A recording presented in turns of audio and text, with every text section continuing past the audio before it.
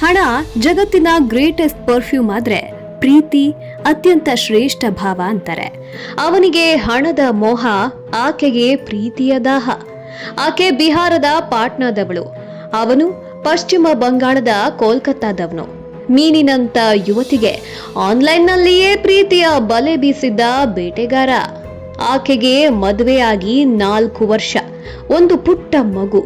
ಪಾಟ್ನಾದ ಚಂಚಲೆ ಚೆಲುವೆಗೆ ಗಂಡನ ಪ್ರೀತಿ ಔಟ್ಡೇಟೆಡ್ ಆಗಿತ್ತೋ ಅಥವಾ ಸಾಲದ್ದಾಗಿತ್ತೋ, ವಿ ಡೋಂಟ್ ನೋ. ಕಂಡೋರ್ಯಾರು? ಅಕಾರ್ಡಿಂಗ್ ಟು ಪೊಲೀಸ್ ಅಫಿಷಿಯಲ್, ಇದೊಂದು ಸೋಷಿಯಲ್ ಮೀಡಿಯಾ ಪ್ರೇಮ ಪಯಣ. ಅದ್ಹೇಗೆ ಆನ್ಲೈನ್ನಲ್ಲಿ ಆತನ ಜೊತೆ ಈಕೆ ಪರಿಚಯ ಆದ್ಲೋ ಗೊತ್ತಿಲ್ಲ. ಕೆಲ ದಿನಗಳ ಕಾಲ ಚಾಟಿಂಗ್ ಜೋರಾಗಿಯೇ ನಡೆದಿದೆ. ಫ್ರೆಶ್ ಲವ್ ಸಿಕ್ತು ಅಂತ ಮೈಮರ್ತು ಜಗತ್ತಿನ ಯಾವ ಪರಿವೇ ಇಲ್ಲದೆ ಪ್ರೀತಿಯ ಮೋಹದಲ್ಲಿ ಸಿಲುಕಿ ಆತನದೇ ಧ್ಯಾನ. ಆಕೆಯ ತಪಸ್ಸು ಅದೆಷ್ಟರ ಮಟ್ಟಿಗೆ ಇತ್ತು ಅಂದ್ರೆ, ನಡಿಯೇ ಚೆಲುವೆ ಗಂಟು ಮೂಟೆ ಕಟ್ಟು, ರಾತ್ರೋರಾತ್ರಿ ಓಡ್ ಹೋಗೋಣ ಅನ್ನೋದನ್ನೇ ಕಾಯ್ತಿದ್ಲು ಅನ್ನೋ ತುದಿಗಾಲಿನವರೆಗೆ. ಇದೇನೂ ಯೌವನ ತುಂಬಿದ 18ರ ಪ್ರೇಮ ಪ್ರಸಂಗವಲ್ಲ.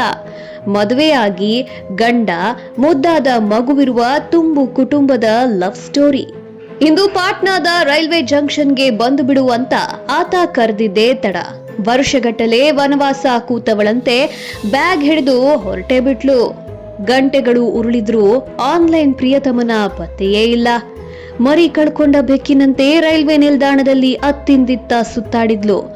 ಬಾಯಿ ಬೆರಳು ಹಿಚುಕಿದ್ಲು, ತಲೆ ಚಚ್ಕೊಂಡ್ಲು. ಮನೆ ಕಡೆ ಹೋಗ್ಲಾ ಅಂತ ಯೋಚಿಸಿದ್ಲು. ಮತ್ತೆ ದಿಗಿಲು, ಗಂಡ ನನ್ನನ್ನು ಜೀವಂತ ಬಿಟ್ಟಾನಾ ಅಂತ.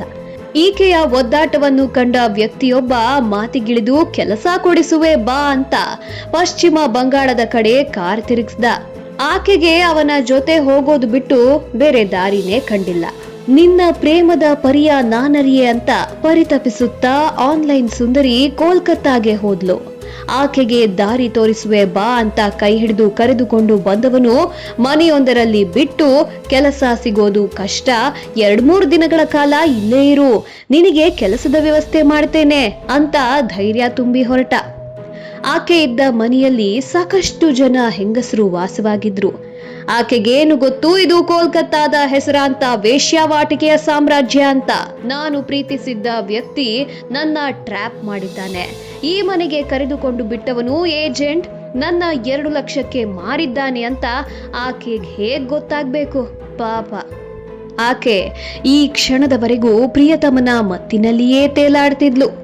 ರೆಡ್ ಲೈಟ್ ಏರಿಯಾದ ಗೊಚ್ಚಿಯಲ್ಲಿ ಸಿಲುಕಿರುವ ವಿಚಾರ ತಿಳಿದಾಗ ನನ್ನ ಬಿಟ್ಟು ಬಿಡಿ ಅಂತ ಪರಿತಪಿಸಿದ್ಲು. ಕಾಲ್ ಹಿಡಿದ್ಲು.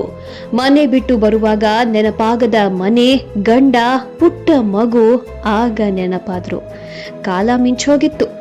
8 ತಿಂಗಳು ಕಾಲ ಅದೇ ನರಕದಲ್ಲಿ ಕಣ್ಣೀರಿಟ್ಲು. 100 ರಾಕ್ಷಸರ ಜೊತೆ ದೇಹ ಹಂಚಿಕೊಂಡ್ಲು.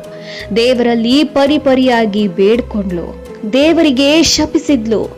ಆಕೆಯ ಕೂಗು ಪ್ರಿಯತಮನ ಕಿವಿಗೆ ಕೇಳಲಿಲ್ಲ. ಹಣದ ಗುಂಗಿನಲ್ಲಿದ್ದ ಏಜೆಂಟ್, ದೇಹ ಸುಖದಲ್ಲಿ ತಲ್ಲೀನರಾಗಿದ್ರು ಗ್ರಾಹಕರು. ಒಬ್ಬನಿದ್ದ ತಾಯಿ ಹೃದಯದವನು. ಗಂಡನಿಗೆ ತಿಳಿಸಿದ, ಪಶ್ಚಿಮ ಬಂಗಾಳದ ಇಸ್ಲಾಂಪುರ ಪೊಲೀಸರಿಗೆ ತಿಳಿಸಿದ. ಆಕೆ ಹೇಳಿದ್ದ ಎಲ್ಲಾ ಘಟನೆಯನ್ನು ವಿವರಿಸಿದ್ದ. ಹೆಂಡತಿಗಾಗಿ ಓಡೋಡಿ ಬಂದಿದ್ದ ಗಂಡ ಹೆಂಡತಿಗೆ ಜೈಲಿನಿಂದ ಬಿಡುಗಡೆ ಭಾಗ್ಯ ಕೊಟ್ಟ. ಥ್ಯಾಂಕ್ ಯು ಗಾಡ್, ನನ್ನ ಸೇವ್ ಮಾಡಿದ್ದಕ್ಕೆ ಅಂತ ಆಕಾಶದ ಕಡೆ ಮುಖ ಮಾಡಿ ಕೈ ಮುಗಿಯುವ ಬದಲು ಗಂಡನ ಕಾಲಿಗೆ ಬಿದ್ದು ಕ್ಷಮೆ ಕೇಳಿದ್ಲು. ಮಾನವ ಕಳ್ಳ ಸಾಗಾಣಿಕೆ ಮಾಡಿದ್ದ ವ್ಯಕ್ತಿ, ಏಜೆಂಟ್, ರೆಡ್ ಲೈಟ್ ಏರಿಯಾದ ಎಲ್ಲರನ್ನೂ ಬಂಧಿಸಲು ಪೊಲೀಸರು ಸಕಲ ಸಿದ್ಧತೆ ಮಾಡಿಕೊಂಡಿದ್ದಾರೆ. ಇಂತಹ ಮತ್ತಷ್ಟು ಇಂಟ್ರೆಸ್ಟಿಂಗ್ ವಿಷಯಗಳಿಗಾಗಿ ಆಹಾ ಕನ್ನಡ ಯೂಟ್ಯೂಬ್ ಚಾನೆಲ್ಗೆ ಸಬ್ಸ್ಕ್ರೈಬ್ ಮಾಡಿ.